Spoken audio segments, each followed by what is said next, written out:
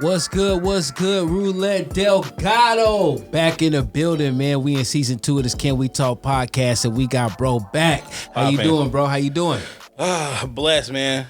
Yeah, feeling good? I feel amazing. I'm blessed. Feeling great? Yeah, feeling real good. All right, it's good, man. Well, let's get into it, man. We got a lot to talk about today, bro. Right. A lot to talk about, man. So, first and foremost, man, how you feeling, man, as far as your music, man? What's going on with you? Oh, Any man, update? I feel incredibly blessed, man, with the music. So much has been going on since we last talked. Working on my new single right now, The Mayor. Actually, it's all done and wrapped up. Video drops probably beginning of December.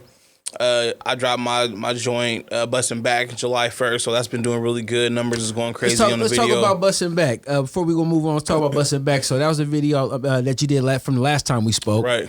Which was a nice video. I was a part of that. Y'all see my cameo, man. I made it real sexy in there. But now, actually, man, I want to talk about it because, man, that was actually a dope video, man. Good quality. The choreography, you know what I'm trying to say here. Right. But yeah, the dance moves was nice, man. And you also did a TikTok challenge. Yeah. How did that go? It went cool. Honestly, man, the actual challenge on TikTok didn't pick up like I thought. So I think it's gonna be like a trial and error. We're gonna keep dropping them, but the next one got to dance with it too. But the video itself just went really good, went crazy. Numbers was cool. The choreography was super dope. Shout out to my bro Carlos Ortiz.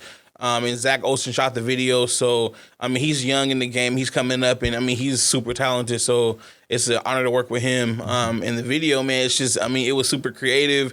The dancing was dope. We shot out at Sand Lake, which is near the coast. So, that was pretty dope. And then the in-studio shot, too. So, it was cool. Pretty dope, man. The visuals was nice, man. They did a real good job, man. And who you say directed that? Zach Olsen. Zach Olsen? Yeah. He's from the area? Or? He's from Portland, or I think he grew up in Lake Oswego, but he from out here. Man, he did a good job, man. Yeah. That really looked like professional quality. Thank Compete you. with anything in the game right now, hands down. Right, I'm trying to step it up, man, every time. Also, speaking of doing the big, man, you got a Billboard out here that's been out here about 5 years now, man.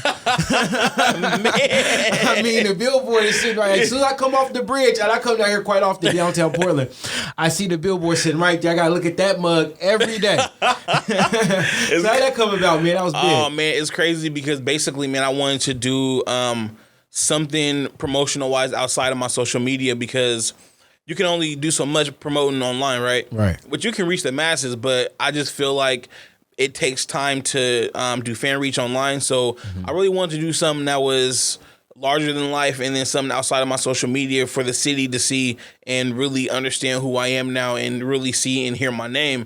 And so the first thing I thought was like, how about a billboard? So I got linked up with Deborah Howard, who's my executive producer and investor, and we sat down and she kind of asked me like what I wanted to do as far as marketing, and I was like, a billboard. I got to have a billboard. I remember being a kid and telling my mom, one day I'm going to be on a billboard somewhere in Portland and this and that, and I didn't know what I was talking about, but at the end of the day, it was like destined to be, you know what I mean? So we chopped it up. And she basically gave me free reign to do whatever I wanted. So I got with my partner and Jesus, and we formed the idea. And basically, I wanted to put the king is back on top, and I had the crown on, and which causes controversy because people are like, oh, he think he the king of Portland and this and that. But I never said that. I just said the king is back. I am a king at the end of the day. Facts. Like, I've been doing this for a minute. I'm a king in my own right, self-proclaimed, and that's just what it is. So if you say I'm the king of Portland, thank you. If you don't agree, whatever, who cares? So, but it just came out so good, and I've been working on my modeling skills too, being a plus size model. So like the picture just came out great, and it did what it's supposed to do. It's given. Yeah, 100%, man, because I seen everybody talking about it online, man. So, the buzz definitely did what it do as far as creating buzz, putting awareness on what the project had coming back, Bustin' Back, which is a slap. Y'all go check that out. Yeah. Where can they find that at? You can find that on YouTube right now. You can also find the streaming on all streaming platforms, Spotify, iTunes, all of them. You know what I mean? That's dope, man. Yeah. That's dope, man. So you got a lot of stuff going on right now. So, man, what else we got going, man? Let's talk about this Pride weekend, man. I see you did it big up there, man. Oh, my God. Seattle Pride was crazy. So here's the thing. Like, I've been a part of Portland Pride, but because the past couple of years been COVID, it's all been online. Right. So they had me on the main stage online, which was like the end of the online program, and they had like a pre-recorded performance of mine. but this was the first in-person big Pride festival I've ever done. So, I mean, it was very historic for me. I was the first rapper to perform at the club Supernova up in Seattle. Nice. So that was crazy. But during the daytime, we did the festival out on Broadway, and it was just so many people there, so much love. My dancers came out. We killed it to Bustin' Back. Right. And then that night we did Supernova, had the dancers out there. It was... I mean, when I tell you this was probably the most packed show I've ever done, like it was crazy packed, wall to wall, and it just went really good, and it was cool to just be in there and with my community and my people. Man, it just felt so good, and so we got a lot of love for that, and a lot of talking about that too for a while. So that's dope. Now, just speaking of that and being a part of that community, like you came out. Right. It was like 2010? 2014. 2014? Yep, okay, 2014. Okay, now we in 2021. Yep. So from the time you came out to see where that community is to now and to see the acceptance that you're getting, man, how does that make you feel? Oh, man, it honestly feels so good because I never thought if you would have asked me back then where I would be, 6-7 years later, definitely not here because I always thought that it would be I would still be in the closet, you know what I mean? Right. Still hiding who I was because of everything that I was dealing with. But I mean, it feels like freedom. It feels like an abundance of love, support. Of course, the negativity is going to be there, but I've gotten so used to the care and support and love that I get. None of that even matters, you know what I mean? Right. So it feels really good to be able to be free, be out, and see how the world is shifting. It comes with a price because, like, with the world shifting, you get people who are madder and madder about it. Like, you see the Lil Boosie and Lil Nas X situation going on. I mean, Boosie, like, this last time around just really went in on this man, bro. And I'm just like... And I'm glad you brought that up because I want to touch on that, too. So, with the Dave Chappelle... stand up, and now you got the Lil Boosie Nas X thing going on. With also Nas X doing a little trolling though. Oh yeah, let's call it what it is. He's doing some trolling. So, with that being said, man, and you being a part of that community, what's your take on it, man? Like, how you feeling? So let's talk about the Dave Chappelle special, right? Let's go. I was not offended by Dave Chappelle special, right? I grew up on Red Fox. I grew up on Eddie Murphy, Raw. I grew up on Richard Pryor. So I know what real comedy is, and I know that everybody gets attacked. It don't matter. I mean, back in high school when people were stinging, everybody was getting it. That's just the way it go.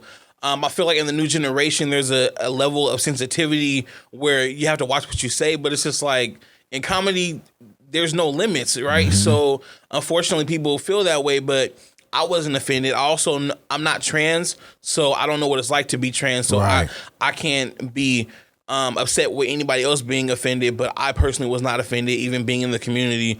So I don't think people should cancel Dave Chappelle.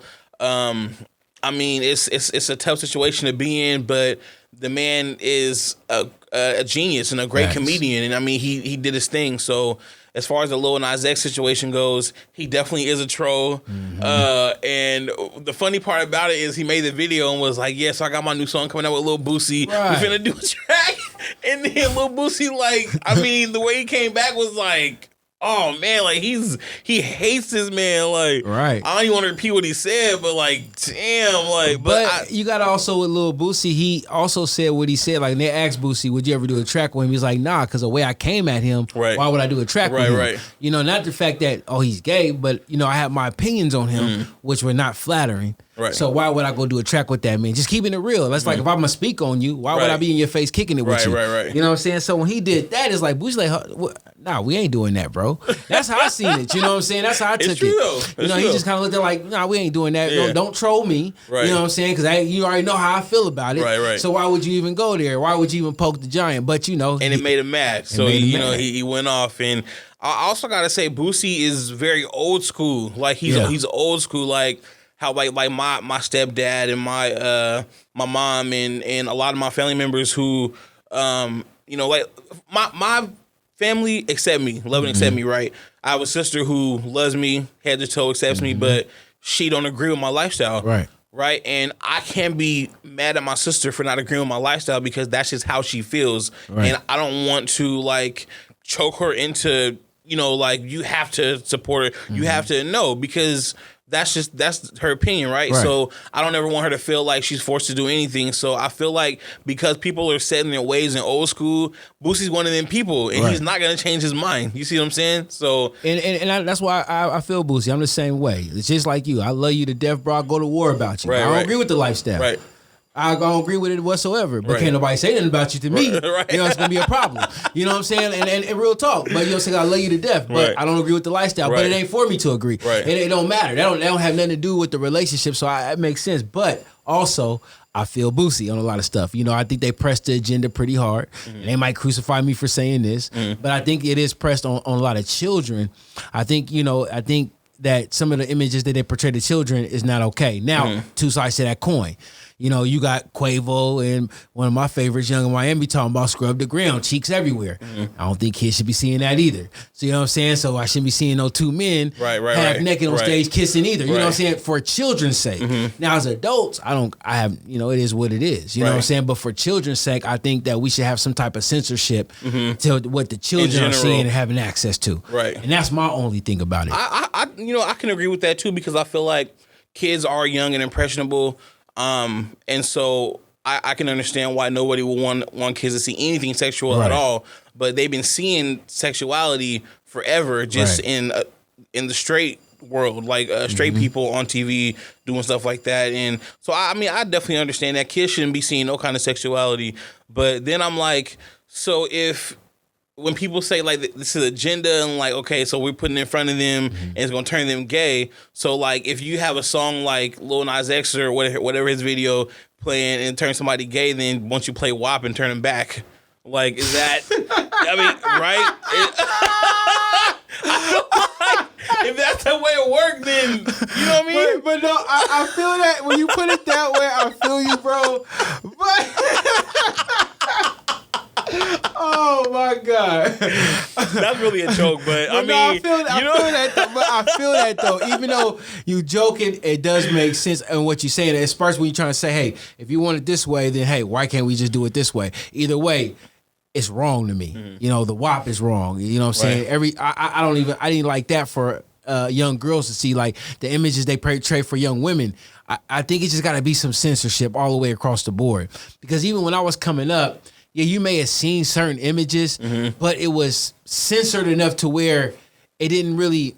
I kind of knew what was going on. That's true. But if you wasn't grown, you didn't really know. That's true. You know what I'm saying? You didn't really know what was going on. It's like, and now when you look back at certain things, you're like, oh, that's what that was. Yeah. Like, oh, that even songs. Yeah. Oh, that's what they was talking about. Because they found a creative way to display it. Adults going to catch it, but kids wouldn't. That's facts. And I think that should be the mold, even with anything, you know what I'm saying, when it comes to children and censoring for children. And that's my only thing. But nevertheless, you know, it's just my opinion. My opinion is it doesn't matter. Everybody's grown. They're going to do what they want to do, how they want to do it. I just got to control my household and how I move with mine. And that's how I think everybody should move, because we can't control the masses. What the masses put out, we can't control it. And then whatever I say don't matter. But I can control my household. And I think that's where I got to start. That's a huge part of me now having to be able to accept the fact that everybody's not going to rock with me and everybody's not going to listen to my music and all that, and I have to be okay with that and not hide under a rock again like I did in the beginning and let it affect me and my music, because you know it would be pointless to even consider myself a musician or an artist or anything if I'm not doing it, because other people were trying to force me out of it. So yeah, man. I mean, that's why I love you too, bro. Because the fact that like I know you don't agree with my lifestyle, but at the end of the day, there's no disrespect. There's it's always love. You know what I mean? So and it ain't gonna never change. Yeah, but I ain't gotta agree. Right. But it's always gonna be love. But nevertheless, though, you living in your truth. I'm proud of you. Thank you. Because I tell you all the time, I'm proud of you because you're living in your truth, and that's gonna inspire somebody else to live in theirs. And that's the one thing I don't like. So let's talk about Darius McCray here and Sidney Starr. You know what I mean?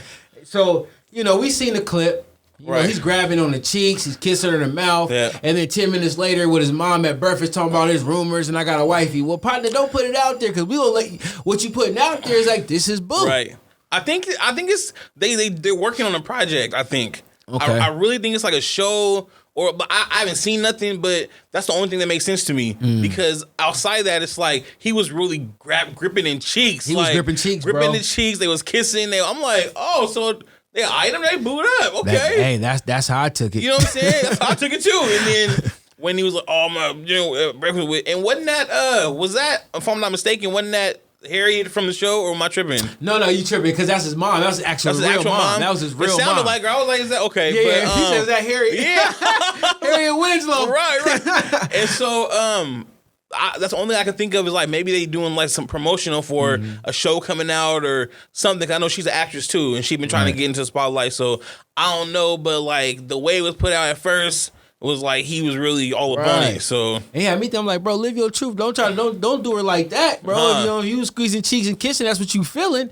Then live that, bro. But that's don't like facts. Oh yeah, you know, I don't want to get into illegal. I just had a when that first happened, I had a cold discussion about him, man. Really? My thing about it is, no matter what you doing, just living your truth, bro. Right. If that's you, then that's you. Right.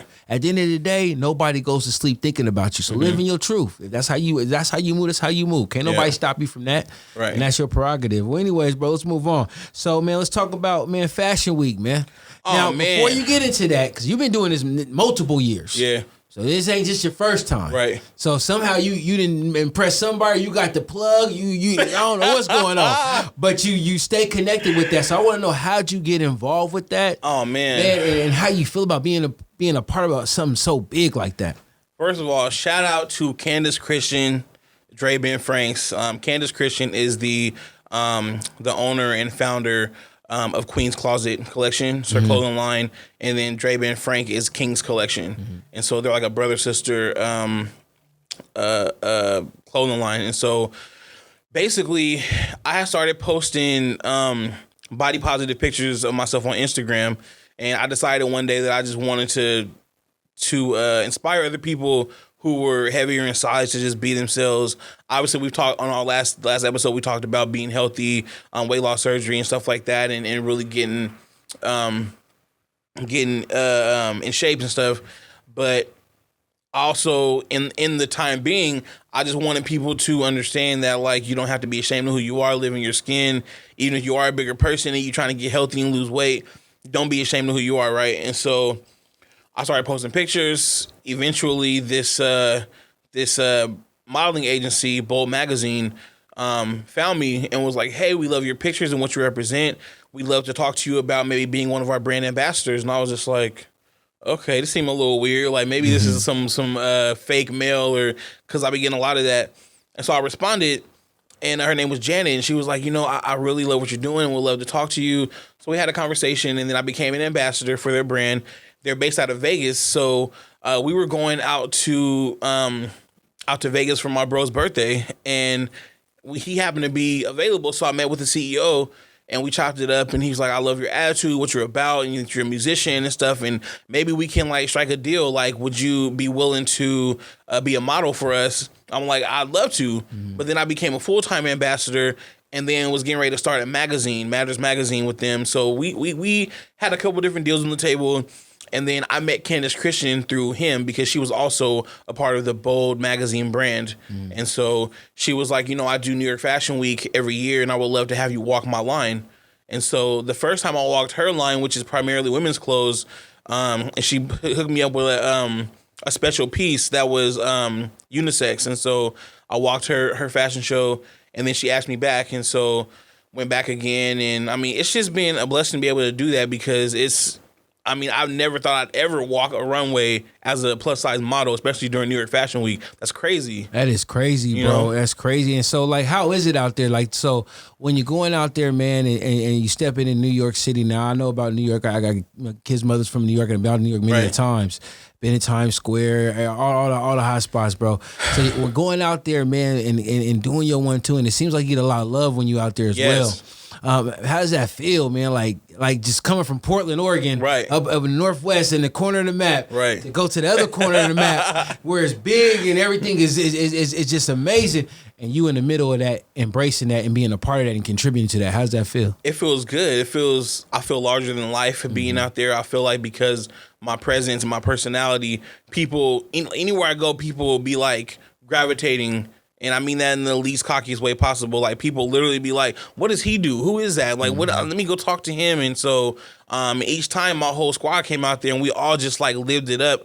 and just had so much fun. And like people would just come over and talk to us and ask us questions and want to take pictures. And I mean, it feels good to be a part of fashion because I've always loved fashion, but didn't know how to express myself through fashion until I got older. And I don't know how to sew, but I can cut some shit up hella good and glue some shit. Like, it feels good to be out there displaying my sense of fashion and doing what I want to do and building like a portfolio. You know what I mean? Because I'm actually going back in February to do Fashion Week again.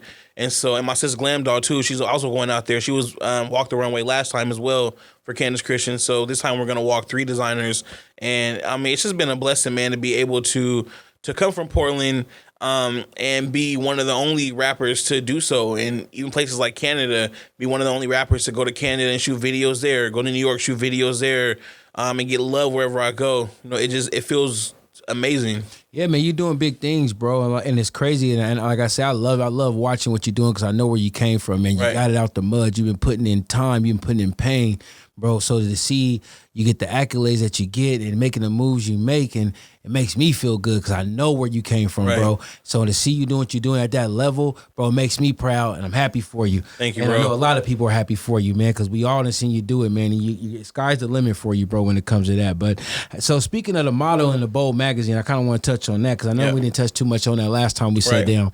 But how was that, man, being a part of a magazine, being an ambassador, being a plus size model as a man, but also actually working in it? You ain't just talking about it. You're not just posting the pics from your phone. You actually in it. Like, how does that feel? Man, honestly, that feels good too because not only am I able to inspire and motivate other people to live in their skin and feel good, but it's been helping me personally, like therapy, to feel better about myself, and to be able to get out there. And I did my first magazine cover with them, and it's crazy because I'm just like it's like a barnyard, and I got my shirt open, I'm looking like a farmer, but like the giving face, like it's such a good picture, and it was distributed all over the world, bro. You know what I'm saying? So I mean, it feels good to be in that and to be able to represent for my people from, you know, African American, LGBTQ plus size. It's a feeling like no other, man, and I feel blessed to be able to be like the face of that. You know what I mean? And being out in Vegas and going to different meetings and different parties and like mingling and stuff like that and meeting different people who were like, oh, I would love for you to come rock my line, or maybe we can talk about you rocking our glasses or this and that, and posting pictures and getting paid to, you know, post a shoe. Or I mean, it's just all over. It's just all around. I'm grateful for the opportunity, and it just feels good to be able to be in that, to actually live it. You know what I mean? Coming from just posting pictures on Instagram to now like traveling around doing stuff. So I'm looking forward to going overseas. That's like my next thing, like Paris, Japan, stuff like that. Like that's what I really, really want to do. And so actually, I think it was Vogue UK came to the last, or they were with us via Zoom at the last fashion show in February. So you know, there's just so many different things, like you never know what could happen. And so I'm always trying to come with my A game, make sure I'm fly, make sure my uniqueness and my individuality is showing, so that way, you know, whoever is there can see and be like, that might be the next, you know, who knows, like, you know. So that's dope, bro. That's dope, man. Yeah. Keep pushing that line, man, because you definitely got that, man. All right, bro. So I want to kind of change gears here and talk about, you know, your experience with COVID-19. Right. So last time we talked, you know, you said you hadn't been vaccinated yet, but I remember I was on my Facebook and I was scrolling down. It's probably been around August 13th, maybe around that time. Right. I seen you with a video and you was explaining how you ended up getting Bell's palsy. Now I'm not for sure if it was from COVID. I'm not for sure how you contracted that, but I kind of want to go into your experience with that. So one, I want to talk about, you know, your experience with COVID, getting Bell palsy, but how all this transpired for you. So basically, I have been feeling a little pressured due to my job because I work in the medical field on top of doing music and stuff. And so, you know, they basically was like, you know, y'all got to get vaccinated because like, you know, we got to make sure everybody, the patients and everybody is safe. And I'm like, I've had talk, like we talked about it before, and the pros and cons and the significance of getting the shot and saving lives, you know, and being a part of that situation because I did start feeling like, you know what? Like, what if I don't get this shot and I am a carrier or something and I get one of my teammates sick, one of my friends, my loved one, somebody I love, and they die? Like, that's heavy. Right. So I decided I'm going to get the shot. And I went to Park Rose High School. That was one of the landing spots to go get the shot. So I went. It was a Monday. Went and got the shot. Was fine. Next day, I was all right. A little woozy at work, but I was cool. Second day or third day, I was not really feeling that good, and so I was feeling like pain in my ear. And I'm like, maybe this is an ear infection, because usually if I get an ear infection, it feels like that. It's like random pain in my ear, and then my lymph nodes kind of swell up a little bit. So I went into the emergency, and they're like, oh, this might just be something viral, this and that. We'll give you some antibiotics and, send you on your way. So I went home, took a nap on my couch, and woke up at like 11 o'clock at night, and the whole left side of my face was numb. Like, I couldn't feel it. But then the left side of my tongue was numb too. So I immediately thought I had a stroke in my sleep, right? So I called the nurse line. I'm freaking out, like, oh, I think I might have a stroke, this and that. Like, what are your symptoms? So I told them what's going on. And they're like, if you can get to the hospital right now, you should probably go. Like, go right now. So I drove myself to the hospital. I get there, and they're doing all of this stroke protocol, like telling me to open my mouth wide. Can you feel this? Can you feel that? Touching my face. And I'm telling them that I can. So they took me back immediately. And then the doctor is like, so you didn't have a stroke, because they did a I forget what it's called, but an MRI. They did an MRI. By the way, when they did my MRI, they took my necklace that had my mom's ashes in it and lost it at Providence. About that. Yeah. And so that wasn't cool. But after the MRI, the good news was I did not have a stroke, but they were like, you have Bell's palsy. And I'm like, what is that? And I remember hearing that before and seeing it online, and I actually saw a link to the vaccine, but it was like one of those, like the Huffington Post or one of those not really credible sources. So I just kind of Huffington Post EDH. Yeah, exactly. It'd be stuff like that. So let me ask you, so just kind of just to recap what you just said. So you got the vaccine shot, the first COVID-19 vaccine shot, right? Pfizer. Immediately the next day is when you started feeling these symptoms and noticing that the side of your face? Nah, it was 3 days later. 3 days later. Gotcha. Yeah. And so 3 days later, you noticed that. Now, were you feeling like sick, or was it just like? Nah, it was just a little bit of pain in my ear. Like just a little bit of pain in my ear, and my lymph nodes was swollen, just right under my chin. I could just feel them. And I'm like, this don't feel right. I think I have an ear infection. Like that's literally the first thing I thought. So, and after that, after going in twice, they were like, yeah, you have Bell's palsy. And I was like, okay, like this is very different. And they're like, it could take weeks, months, years to correct. And I'm thinking like, this is my face. Like, but at this point, it's just numb and I can't feel it. The next couple of days, it started to droop. And that's when I was like, oh, this is like for real serious. So I made a video and just got super emotional. I didn't even want to post it at first because like I wasn't looking for sympathy. It was more so to show awareness. And I wanted to make clear to people that I'm not a doctor. I'm in no way, shape, or form giving medical advice. But this is what happened to me in my experience with the COVID vaccine shot. And so posting the video came with a lot of mixed reviews. I had people who were very supportive, like, can't believe this happened, we're praying for you. I had people who were like, why would you post this disgusting thing? Like, you're straying people away from getting the vaccine, which is hurting, the American people. Like, why would you do that? And I'm like, I wasn't trying to tell anybody not to get it. Just do your research with your blood type, your makeup, and who you are, because it depends on the person, honestly. But I'm not a scientist. I don't know anything about it. All I know is that I got the shot. 3 days later, I have Bell's palsy, and my face is hanging off my skull on the left side. So I don't know what else to, you know what I'm saying? So with that being a vaccine and pretty much getting the Bell's palsy from the vaccine is what it sounds like. What did the doctor say? Like, so in the emergency room, the doctor said, "Hey, it's just Bell's palsy. This happens to people all the time. This is I know people who've come in and who randomly just had it as a child and then it never got it again. I know people who came in and had it once, got it 2 or 3 more times. It's just, you never know.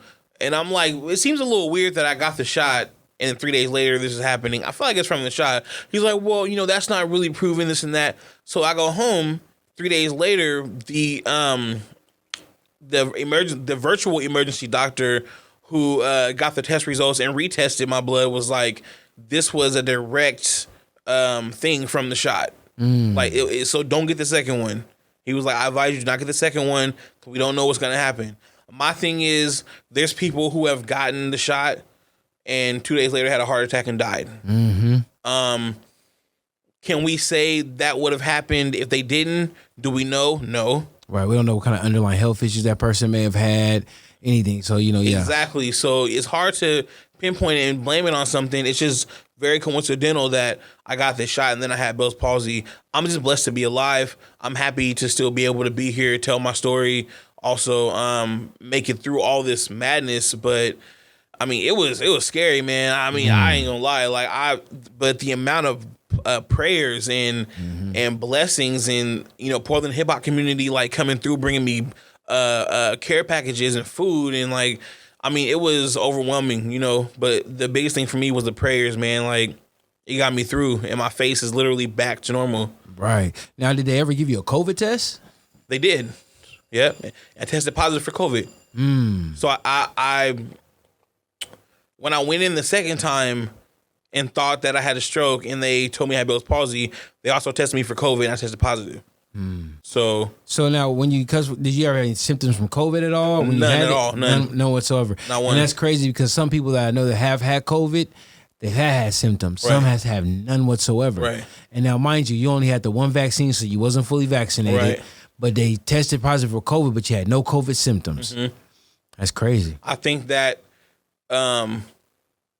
getting the vaccine blocked me from potentially getting the full version of COVID. Okay. I feel like, I will say that, I feel like if I didn't get that vaccine and got COVID, I probably would have had it full force. Because I never tested positive before, and I've had several tests because of flying to New York and Vegas and Cali and all that. So, this is crazy. Now let me ask you. So, you got the first shot, Bell's palsy, tested positive for COVID, no symptoms.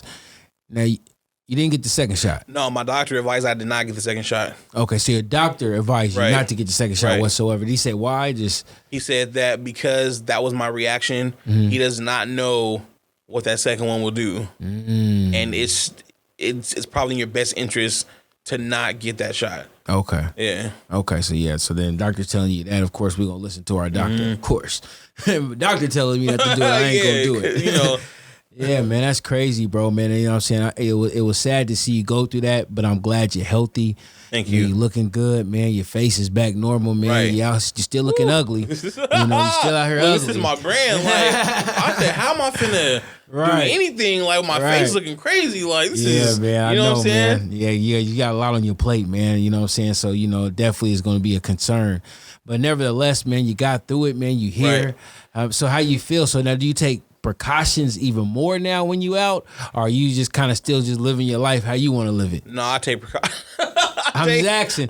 I be seeing them videos, bro. Your mouth be wide open in the crowds, bro. Hey, your bros, man, we be on you, bro. We like, where that mask at? Where that mask at, bro? Right. Yeah, when I was in New York, ET was like, bro, out there and nobody got a mask on. Right. Like, bro, you just had COVID, bro. What's going on here, man? But nevertheless, though, man. No, I'm taking precautions. I definitely, when it comes to pictures, of course, I'm taking my mask off. Right. But I mean, we wear masks everywhere we go. I mean, obviously, like, you got to have masks on in every location. But I'm being more careful with like my interaction with people.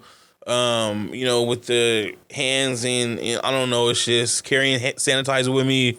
It definitely changed some things, but I'm still out and about, you know what I mean, doing stuff. So. That's dope, bro. Well, man, that's what it is, man. So like I tell people all the time, man, I'm all with the vaccine. As soon as I qualify for a booster, I'm first in line.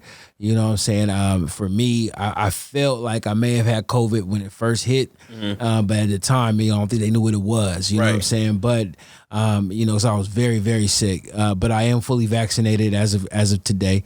And like I say, as soon as I get the booster, I gotta have it. I always tell people, do your research, make the best decision for you. Right. When it comes to the vaccine, or gamble on your immune system. Because some people have gotten COVID and is able to shake it with their immune system. So it's not like it hasn't happened.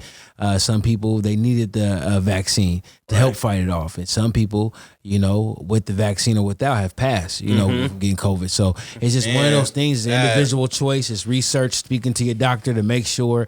I do advise people before you get any type of vaccine, get a COVID test first to make sure you don't have COVID before you get it. But it's just one of those things that everybody has to make their choice for themselves, man. Well, moving on, man. I see you moving with your team, man. Last time we didn't get too deep, but I want to kind of touch on the team, man. So who's all part of the team, bro? Man, so we got myself, we got my bro Just Wild. He's a rapper, super, super dope. Got like a rock infused rap style. We got Glam Doll, who's a rapper, songwriter. Canitis, who's like urban alternative. He's a singer, R&B-ish, but with more of a pop flair too. Okay. So, and then Carlos, who just joined up with us, he's a choreographer, obviously. And so, we super tight knit. Everybody is working on individual projects and dropping singles, and it's been a blast, man. And it's dope to see everybody grow too, in all different directions. And what's dope is that we're not really like a label or anything like that. We're just a team of artists who work together, grind together, and just make moves together, So the goal is to make it together, obviously, but everybody's on their own path too. Okay, so y'all just kind of just like helping each other out along the way. Yeah, we're like a conglomerate. As a collective. Yeah, right, like a collective. Yeah, right. That's dope. So let's talk about it. So your guy who has the fusion music, you just saying he got the rock and kind of like hip hop. You saying? So tell me about him, man. What do you got going? So Just Wow is he's like a party animal, I'd say. So he's working on different singles right now. We're actually getting ready to shoot a video for our new single we got coming out called Flights. It's me, Just Wild, and Glam Dog. Okay. We've been sitting down with that, working on choreography. We just did an audition actually for some dancers that was really, really dope. And then he's also working on new singles as well. Literally, like it seems like we used to do this thing where we kind of see who's dropping something when, right? But now it's kind of sporadic, you know what I mean? Because we want to be able to support each other as much as we can. And so I think the newest single, what was the newest single you just dropped? Sometimes. So he just dropped a single called Sometimes that kind of revolves around like depression and talks about the importance of mental health and things like that, and which is dope because I've seen this dude do all kinds of songs, and each one is like, it's not just made up lyrics just to be a song. It's more so everything has to do with like real life in some way. So it's Just Wild's right here? Yeah, it's Just Wild right here. Okay, right on, man. How you doing, man? We're going to get you on the podcast next. No, it's all right. We're going to get you on here. Right on. Yeah, so bro got a lot of stuff in the works right now, and we just moving and grooving. So dope. So Glam Doll, man. I now Glam Doll. I've definitely had my encounter with her after we did the video. We all went over to bros, chilled out. We heard her spit. She doing her 1-2. She definitely got bars. She's fire. Yeah. So what we got going with Glam Doll, man? So she dropped her single Birthday. I think a month and a half ago. That's been doing very well. She's also on the new song Flights with that video we're getting ready to drop. And then she's working on another new single right now as well. She's been doing shows. All has been doing shows, rocking together. But I think she's probably the newest to music. So as a squad, we're trying to get her more exposure and more shows and stuff like that, get more in the public eye. But she does very well, and she's a listener, you know what I mean? And she's really learning and growing. So I think she's definitely going to be a force to be reckoned with. You know what I mean? It's a lot of female rappers out there doing stuff, but I mean, a lot of them don't really have the look and the sound, the whole package. So, you know, I gotta say, Glam Doll definitely is.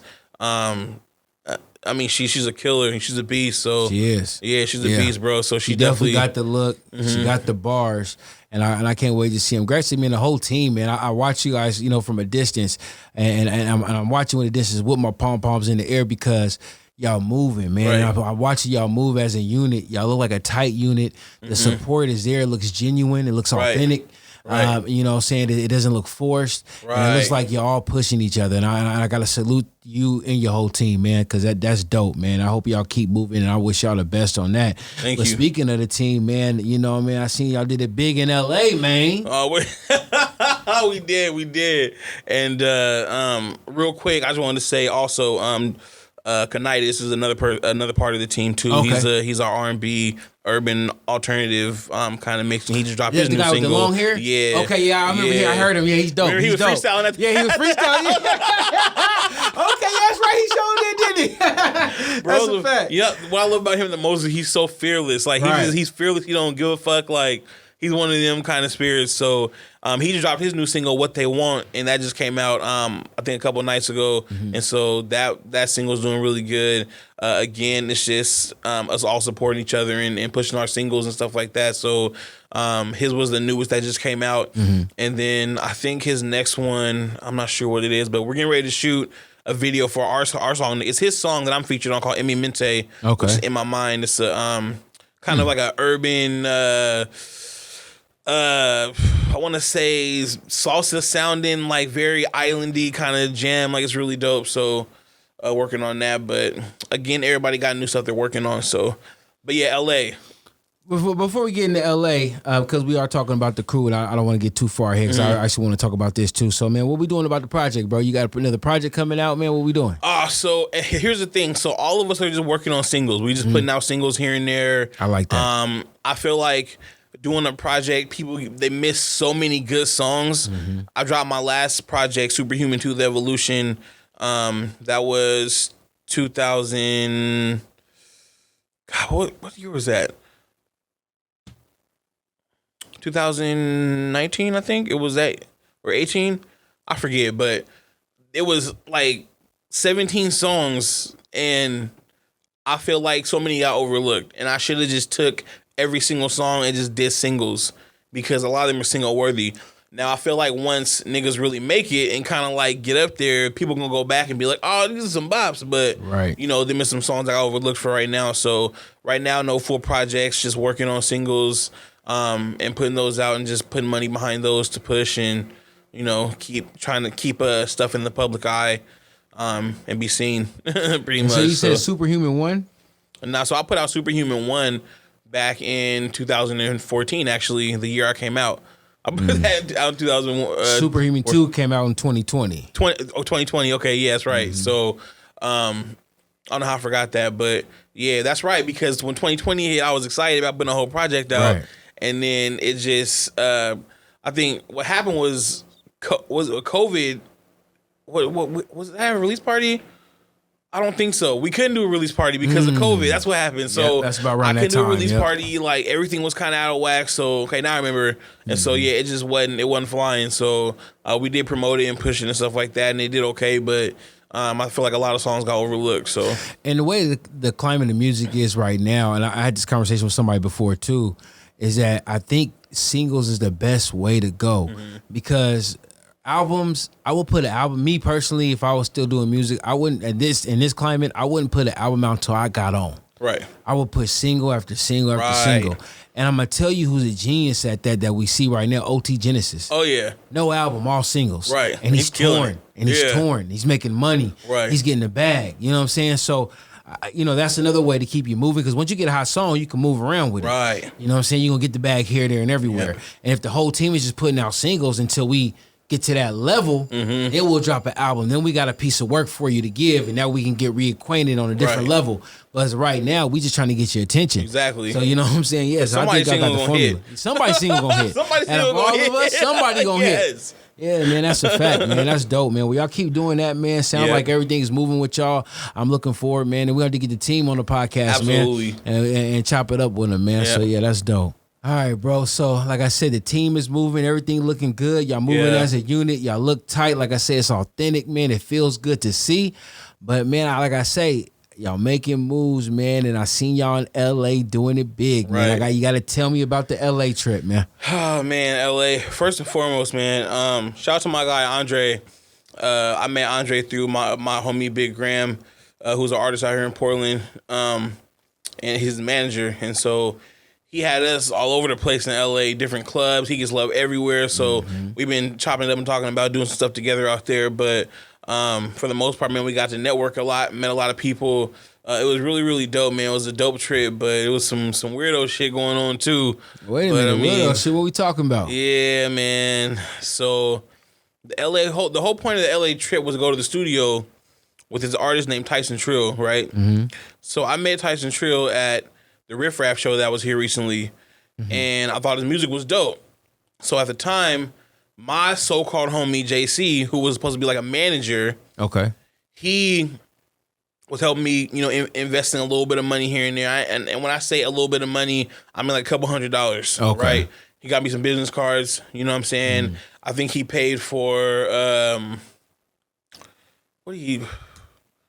it's so minor I can't remember, but basically, I was telling him, because he likes to bring artists together in different sounds and always preaching this whole music theory, the whole what is it called?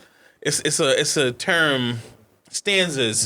He's always preaching stanzas and how you. And my thing is, I've been knowing about this for a long time. Right.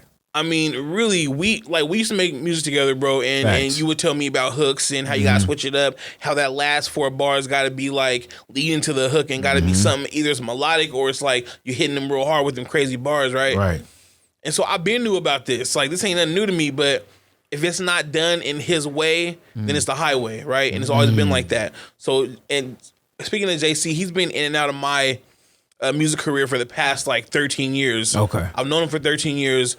But each time he'll bring a new artist around and start acting funny if we don't gel well with his artist, right? And so I get along with everybody, so I don't have those kind of issues. But when certain people feel a vibe and it's just like, hey, I don't know if I'm really vibing with this person, so fucking be it. That's just the way it is. So this dude has done weird shit here and there. But it was like minor stuff, so I'm like, I forgave him, whatever, and being back and forth. So this time around, I had did Motor Center, he came back around, and then I did Seattle Pride Fest, and he came to Seattle Pride Fest and wanted to be a part of that. I'll be in the crowd representing you, yada, yada, if anybody needs, and he came out there, and then he came to Fashion Week, to the fashion show, and wanted to come manage and be a part of that as well. So I'm like, okay, dope. I see you really actually trying to step it up. And these days, I'm not going to knock the man's hustle because he get money. You know what I'm saying? So, you want to throw a little more money in this and that. Okay, dope. So fast forward to the Riff Raff show. I see Tyson Trill do his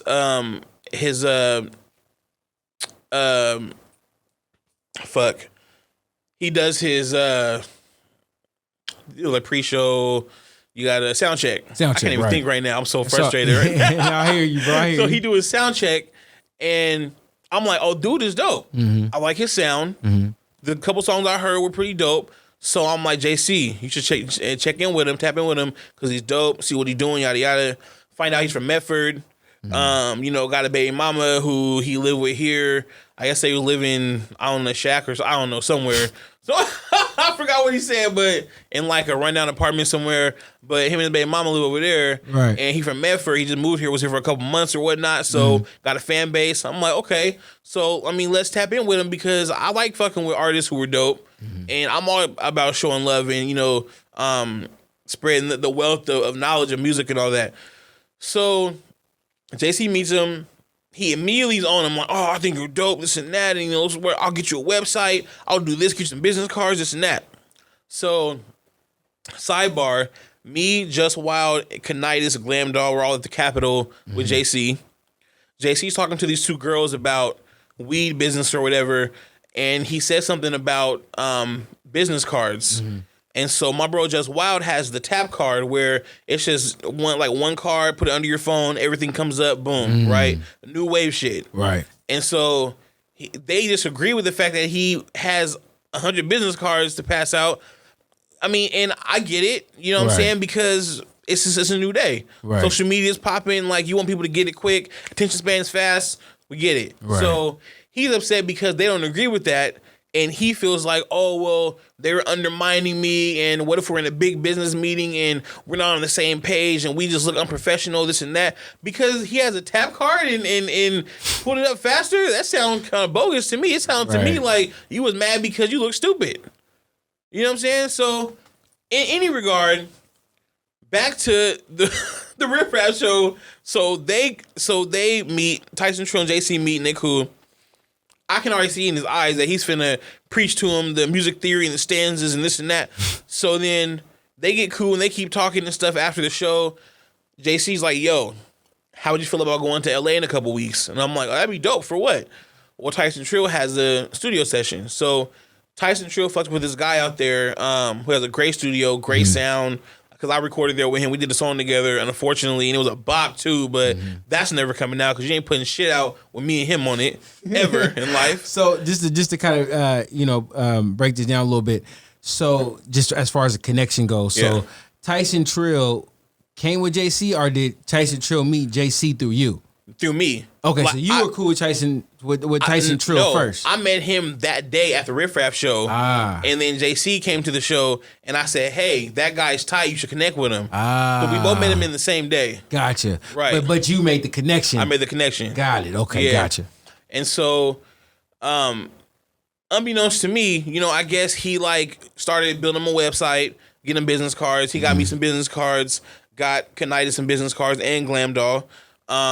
Which to me seemed a little funny anyway because he didn't get no cards for Just Wild, and I feel like he did that on purpose. To kind of like, well, he got his tap card, so you know, I'll get them some cards and whoopty wop. Right. So because Just Wild didn't show them out. He didn't show them. Yeah, he didn't show them out. He already showed them out. So I ain't got no cards for you. Right. You just move on with your tap card. We do it. You the tap card guy. Yeah. You stay over here. We doing it like this here. He's mad. So we had a team function because before we all went to LA, Tyson wanted to meet everybody and get the vibe of everybody and, you know, just hang out and kick it. So we're at my choreographer, Carlos's house, and he comes out there. Everything's cool. You know, JC again is pitching the whole idea of the stanzas to everybody and saying what he'd like to see and this and that. So me and Tyson put a beat on that we think is dope, and we start kind of like brainstorming like melodies and stuff like that. And the song is sounding dope. You know, he was a cool person, but his ego showed immediately. It was almost like, you know, like he even mentioned one day there's not enough room for 2 Kanyes on this team in this circle. And we're like, well, who the fuck is the first Kanye? Because I'm Roulette Delgato. Right. That's Just Wild. That's Kanitis. That's Glam Doll. Right. So what are you talking about? Right. So he had this ego, and he would do little things that make you realize, like, okay, I can see where this is going. You're one of those, but I'm not gonna prejudge you. I'm gonna let it roll.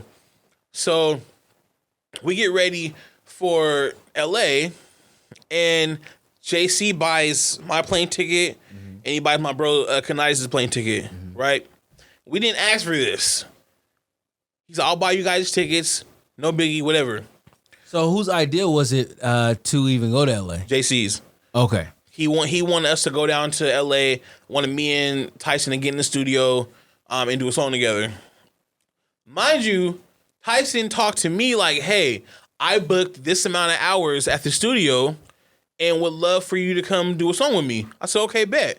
And he said, how many hours do you think you need to do a song with me? I said, probably like 3. You know what I mean? So we can get in there and knock it out right, because I work pretty fast.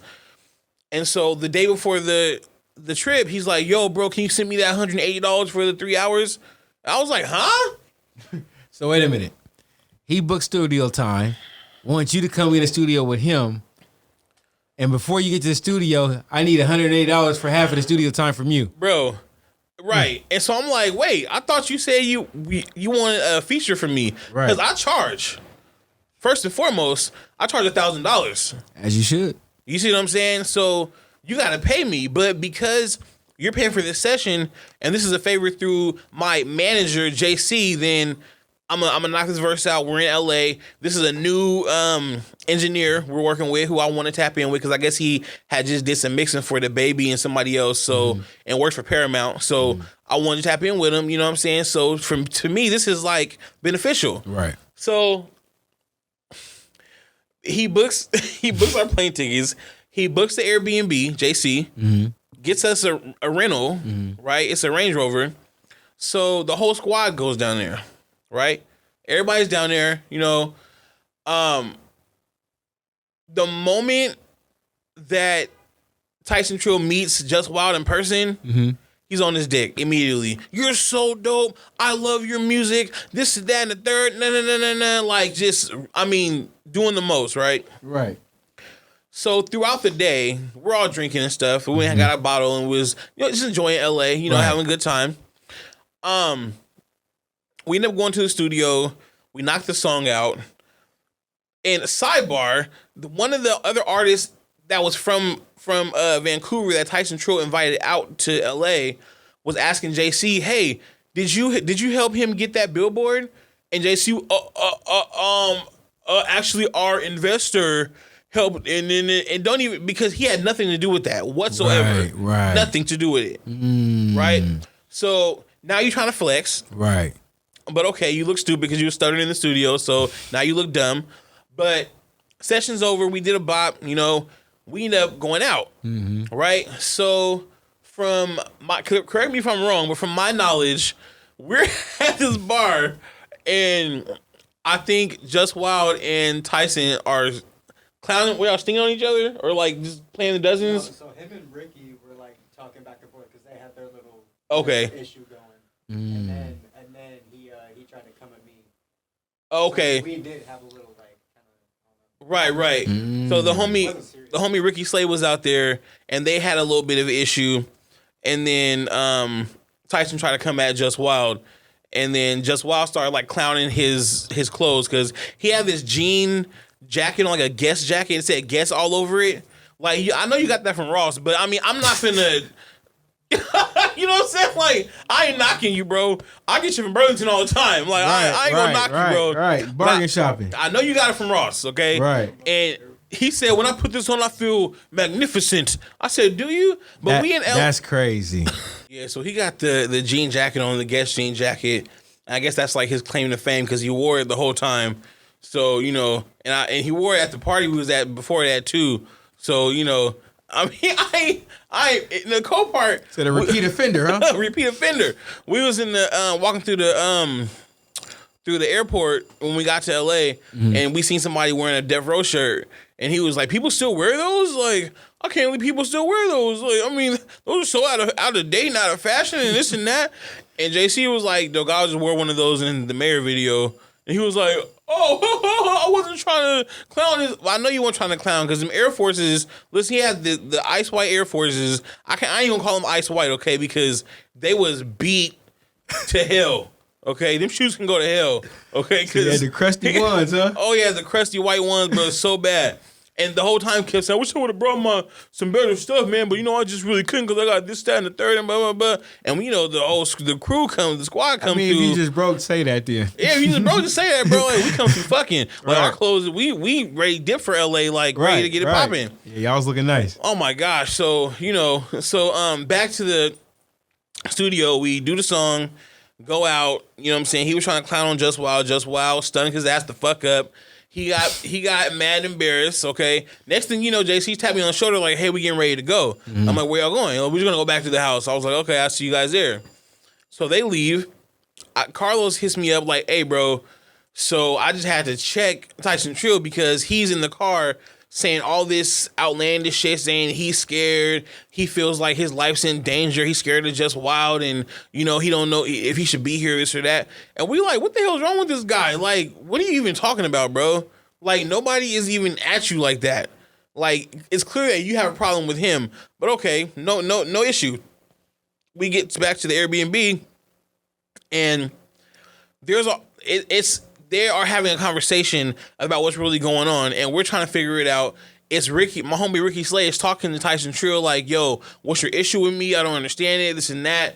Like, you know, and they're talking out or whatever. I'm in the room talking to JC because I see his face is turning red. I've seen this before, okay? Like I said, for the past 13 years, this man's been in and out of my career, and each time there's been some issue. So when his face is turning red and he looking like a fucking pumpkin in the face, I know something is wrong. Right. So I'm in the room like, look, bro, I don't know what the issue is with your homeboy, with your artist, you know, whatever, but this ain't got nothing to do with us. Like, he's mad for whatever reason, and we ain't finna do that. To the point where my homie Ricky Slay said something slick to JC, and I had to check him. I was like, hey, bro, like, JC's the reason that we're here. We're not coming at him like that. Right. Y'all figure that out on your own. You know what I'm saying? Because I'm not finna let nobody come at somebody that I fuck with who is making moves for us, supposedly, and you're not gonna disrespect him, right? That's the kind of loyalty that I have. So we come out the room, and Glam Doll was just like, no, this is what I'm talking about. You see what I'm saying here, what he just said? I'm like, what? Who said? Tyson Trill says to Just Wild, you're intimidated by me because I make better music than you, and I'm going to take your spot on this team. First of all... Was he ever part of the team? Listen. How are you going to take a spot on a team that you're not even a part of? JC's not even a part of this. This is a trial run. Right. Because truth be told, when I brought the idea of him coming into Manny's, the whole squad was like, eh. Right. You know, we didn't seen this before. When we were all with Half-Life, ENT, he tried to come in and pull some weird bullshit out in Lincoln City. And so we were like, nah. And they were like, eh. But because we trust you. Okay. On the strength of you, right. And you said, okay, so we just going to trial run, right? Right. So Tyson says this to Just Wild, which immediately sets him off. Because first of all, there's no infiltrating or splitting this. There's none of that. Right. Y'all too tight for that. We too tight for that. And I've already seen JC say a couple things to me that try to, like, you know, get me in that group, but I'm not doing that because these are my brothers, first of all. And there is no, like, this ain't just, oh, we're going to put you on the squad. And you two come along. It's like a natural, it just happens. Like, if it don't, then it don't. Right? So then that immediately set me off because I'm just like, did you really just say that? First of all, you're not even that dope. And then I just started going off. Okay? You're not even that dope. What you're saying is mediocre. You're talking about having international hoes and selling drugs and holding the Glock. But your shoes are ran the fuck over. I don't understand how you gonna have international hoes with dirty Air Force Ones. Maybe talking about the black ones. Oh my gosh. To me, all jokes aside, it was just like, that let me know that JC had been in his ear because JC don't like my bro Just Wild. So now you're trying to turn this man against Just Wild too, thinking that he's gonna come in and take his spot when there's no spot to take. Right. Y'all don't even move like that. We don't even move like that. So if anything, you guys were being welcomed into our circle to come and see what you can do. Right. So there are Just Wild and Tyson are arguing. Really, Just Wild's giving it to him, and he's picking up his bag, putting stuff in his bag with his head down. Like, I mean, I didn't really want to looking like Baby Huey and shit, big ass head, sounding stupid. I mean, I didn't really. Here comes JC, Captain Save-A-Ho. Well, this is just going too far. Everybody just shut up, and tell Just Wild to shut up. And so it goes from Tyson Trill to JC. Who the fuck do you think you're talking to? He wants to try to, oh, you're bucking up on me? You want to? So I stepped up like, hold on, bro. You're doing too much. Like, you're doing way too much. This is crazy. Like, trying to get out of hand. Yeah. So JC decides to get a hotel room for him and Tyson Trill. What they did in that room, I don't know. You know, it ain't my business. I don't know. You know, because there was a couple artists beforehand that I thought, like, I was like, some weird shit going on. Why would you ride for them that hard unless somebody getting their dick sucked? I don't know. But, you know. Dum.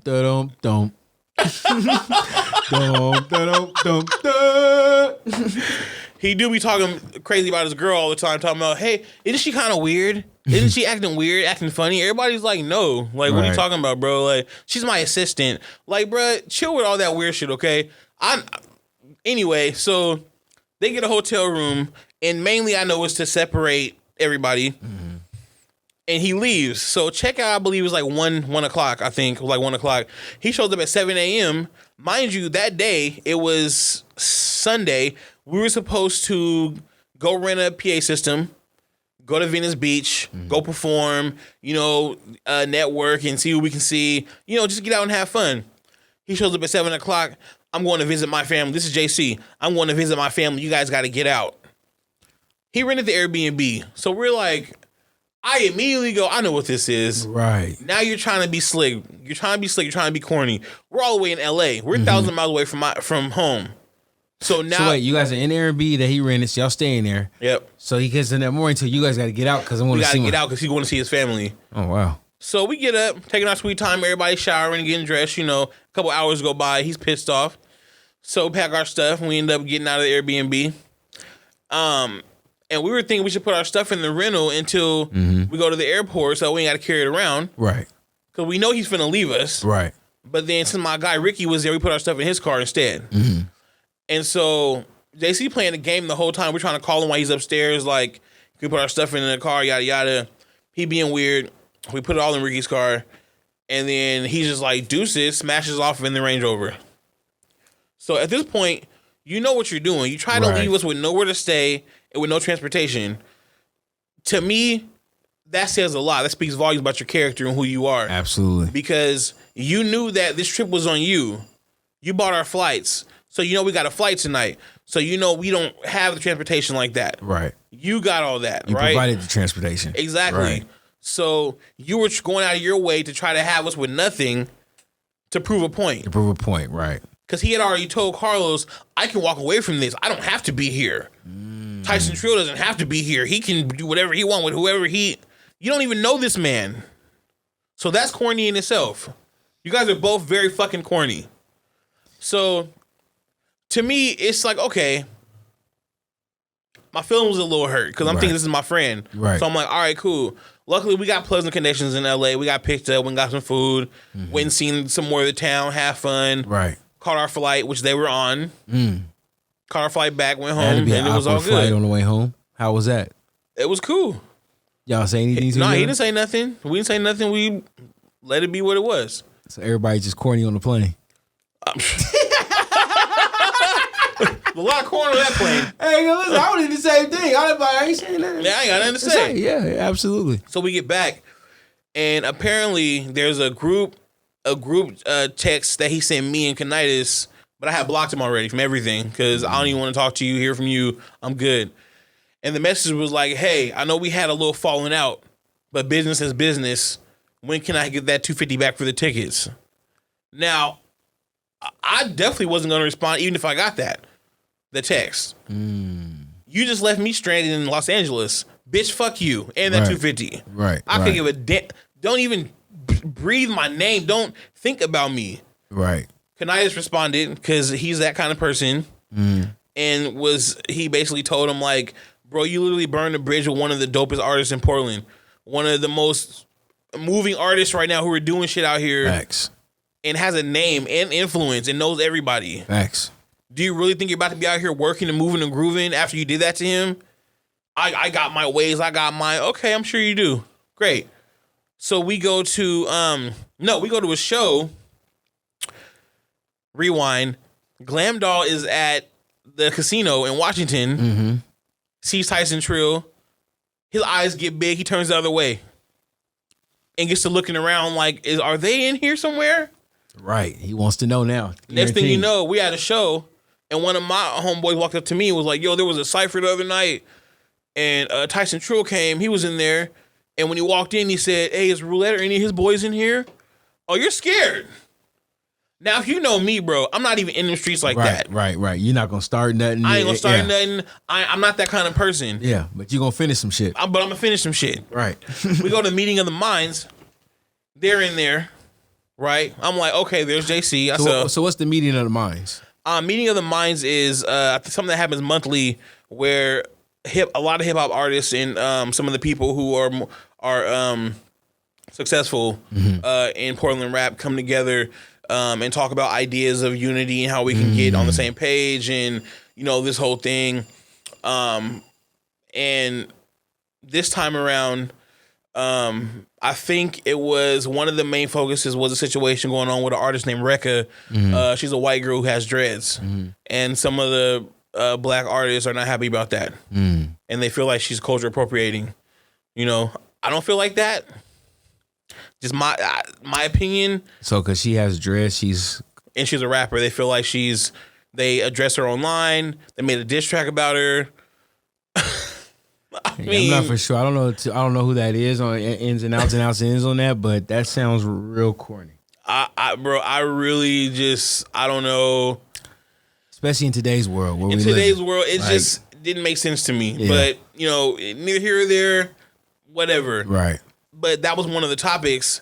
And so I'm like, speaking of culture appropriating, we got a motherfucking Tyson Trill here looking like Roseanne's husband and shit. We got him in here who talks about international hoes and how he's doing this and that. You're from Medford, sir. And Medford doesn't breed gangster rappers.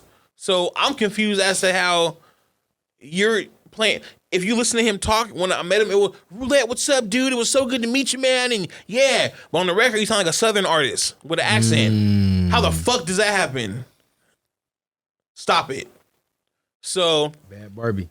Man. So we go around to say who we are and what we do. And then OG's like, yo, everybody say what you got coming up. So immediately JC goes, yeah, so we got Tyson Trill's video coming out soon, a video shoot, and it's over here at such and such place. It's catered, and we got the whole publicity stunt team coming out. We got sponsors. We got this, we got that. It's going to be amazing, like really trying to flex. And we're just sitting there like, JC, like, shut the fuck up, bro. Like, shut the entire fuck up. You sound dumb right now. None of us care about what you're talking about, but you're doing this as a flex. And Tyson Trill sitting there just bobbing his big ass fucking head like, yeah, we looking stupid as fuck. For me, I'm like, man, this is like the corniest shit I ever seen in my life. Even in that instance, we didn't say a word. Right. But I come to find out he was talking to somebody else in there before it started, speaking my name. We just had a bit of a miscommunication, misunderstanding. No, bitch, you left us in LA high and dry. Stop fucking playing with me, bro. So do you feel like that this may be something that y'all can sit down and talk about to Absolutely iron out? Not. I mean, here's the thing. Even though I'm still frustrated about it, right? Because I have to talk about it, right? I'm past it now. Okay. Like, I'm past sitting down or fixing anything. Because to me, you show your true colors, what kind of person you are.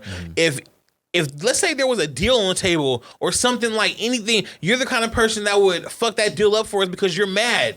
You would make sure we went without. Right. And you left us like that. So that shows me that you can't even be trusted. You're a whole fucking clown, nigga. What do you mean? You belong in a circus, both of you bitches. They bringing the old Delgato out, and see, bro usually chill and humble. They bring my old bro out, man. Look, man, the antidote. The antidote.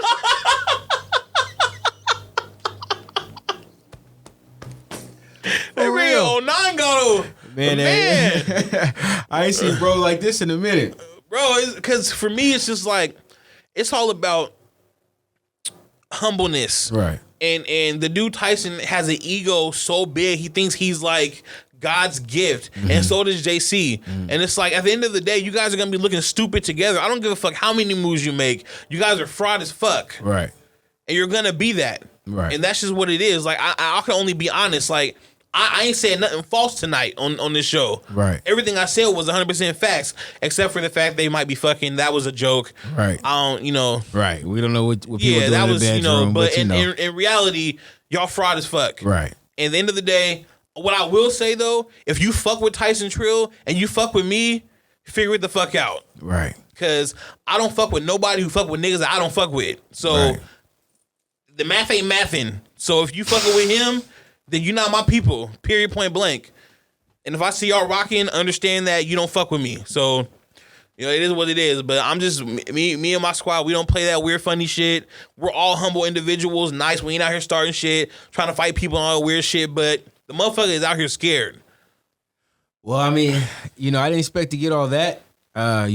I definitely seen I definitely seen LA trip. It looked like, you know, so you guys had a good time, like moves was being made, but to know that all that transpired, man, you know, it's crazy, man. And you know, I think as people, even when we get into it, there's certain things that we still need to uphold. If you know you sponsored, you know, a trip, or if you know that you are the transportation for someone, whether you got into it or not, make sure they at least get it to where they get to safe with no problem. You don't have to speak. Right. But you know, I'm not gonna leave you in a bad position. You know what I mean? Like that's not cool. Man to man. Yeah, like just being just on some human being shit. Like we don't want to put nobody in a bad position. Right. Now I might not rock with you for whatever reason, but if I know I control this situation, we're gonna make sure you get to where you got to get to. But you know, but to try to leave somebody stranded to prove a point, or to put somebody in a bad position to prove a point, is definitely not acceptable. Now, mind you, I'm only going off one version of the story.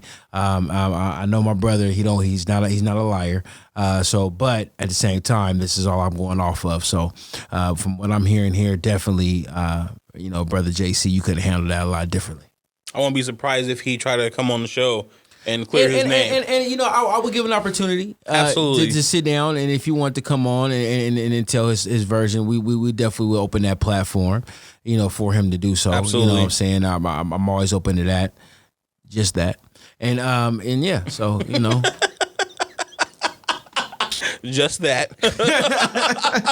Because we don't fuck with weirdos. But, you know, I will give you the chance to, you know, speak your piece. If you'd like to come on the show, you can inbox me or DM me, and we'll get you on, man, and you can spell your piece. But, you know, at the end of the day, you know, I like I always say, I feel everything can be talked out, whether it's to agree that we not rock anymore, but, you know, to have that animosity out there where somebody feel like they got to ask if you around, you know, that's crazy. That's crazy. You're asking about where we at. You should be asking where your fucking shoes are. Right. Hey, JC, buy your art some new shoes, bro. Or just call you so you have some understanding. If we not rocking, we not rocking. You know what I'm saying? Oh, bro, you too much. But I feel it though. But nevertheless, man, you know, I'm proud of you, bro. Thank you. Always. I can't say it enough. You know, you're making moves. You've done a lot. You know, your team, like I say, you're moving strong. You're moving as a unit. Keep that. People will try to get in between you guys. People will talk in your ear. And it happens even within the circle. Mm-hmm. You know, but as long as you guys stay true and tight to each other and always communicate, I can see y'all all getting to where you want to get to in your destination, man. And I hope that y'all keep pushing that hard line, because y'all definitely got something going right now. Thank you. Also, bro, I want to follow up, man. I know last time we talked about the weight loss, man. I want to know where you at with it, man. What's going on? Ooh, so struggling. And there's nothing wrong with that. We all struggle. It's up and down. Yeah, it's definitely been up and down. I gotta lose a certain amount of weight before I can get my surgery. So, it's been like very up and down between work and music. Mm-hmm. Trying to find that balance, and with gym and stuff like that. Right. I think I need to take a couple of days to really like focus, meal prep. And I just haven't found the time to do that, and I have to find the time and actually make the time. Right. And I think it's more mind over everything, because I know I can take the time to do it. I just haven't. You know what I mean? So right now it's been up and down, but I'm trying to just get back on it. How much weight did they say you had to lose? 100 pounds. 100? Yeah. Oh, 100 total? Yeah. Ooh, that's a lot. It's a lot. So I think the number's intimidating is what it is. The number's intimidating. So it kind of has me like a little shook. Like, ooh, I know I've done it before now. I lost 160. Right. Now you did. I know I can do it. You did. Actually, I looked at some pictures. I think maybe you may have posted recently with Taniki. I think a shout out to Taniki, and I seen some of the pictures. You were smaller. Yeah, like you did that on your own. And you're right. That number is intimidating. Like I say, as everybody know, I've had waist loss surgery as well. I had the gastric sleeve. My requirement was 50 pounds. I ended up losing 133 total. You know, so it is doable. Right. Like me, I went into mine like 50. Dang, that's a lot, but I'll try it. But I ended up losing double, if not more than that. So, you know, it is doable. Again, you're going to have to get disciplined to do it. But, I mean, you know what you got to do. You've done it before. Right. You know, once you get in your groove in your bag, that shit will fall off. But definitely, you know, hopefully you stay with it. There's a couple other people I know that, you know, that are doing the same journey you're on right now. And I hope to have them on the show soon so we can talk about that. And you know what I'm saying? I want to see you complete that, bro, because, I mean, you know, especially with the way of the world on COVID, I think it kind of showed us that we got to get healthy as people. You know what I'm saying? Because sometimes, us being healthy and having a healthy immune system can help us fight these viruses that we're receiving. You may not need a vaccine. Exactly. Because you're in great condition. Exactly. But, when you got underlying health issues and dealing with these type of things, there could be, deadly situations. And I want to make sure that all my loved ones are here. I don't want to preach to nobody because I made a decision and I've done that. So I don't want to get preachy, but it also has me going through what I've gone through has also woken me up to a lot of things. You know what I'm saying? So my loved ones, I'm always going to campaign. We got to take the direction of help, whether you're getting assistance to do it or whether you're doing it on your own. Right. I don't care how you do it. Let's just get it done and let's be healthy and let's live, So I'm glad you're still on it. You're going to have those ups and downs, bro, but definitely stick with it. And you got it going. So what's next, bro? What we got going? Yeah, so again, I'm dropping my new single, The Mayor, single and video, early December. Locking in the spot right now for the official party. But early December, we're going to drop that. It's super crazy, super dope visual. Song's crazy. Right. We getting ready to shoot the video for my new single, Flights, featuring Just Wild and Glam Doll. Let's go. They got new singles and videos they're working on as well as Conitis. So New York Fashion Week in February, once again. Got a couple shows coming up, too. So just trying to stay busy, man. Staying busy, staying focused, making the moves, you know what I mean? Staying on it. So that's all we can do. That's what's up. How can the people reach you? Man, you can reach me on Facebook, Roulette Delgato, Instagram at Roulette_Delgato, Twitter at Roulette Delgato, TikTok at Roulette Delgato 1, booking Delgato at gmail.com. That is booking BOOKING Delgato DELGATO, booking Delgato at gmail.com. Hit me for verses, hit me for features. If you need something written, like I'm all over the place. Let me know. I got you. That's what's up, bro. And there you have it again. I'm proud of you, bro. Keep moving. Keep doing what you're doing. Keep pushing that hard line. We're going to have you back, man. You know what I'm saying? I'm going to make you one of my regulars, man, because we got to chop it up, man. We always have a good conversation, man. It's all love. Yeah. But besides that, man, it's keep it moving, man. It's keep doing what we're doing. It's the Can We Talk podcast. You know what it is. Your boy, DJ Pryce Miyagi. You know how to reach me at DJ Pryce Miyagi at your Twitter and Instagram. Can We Talk Pod 1 at your Instagram and Twitter as well. We up out of here. Salute. Everybody stay blessed.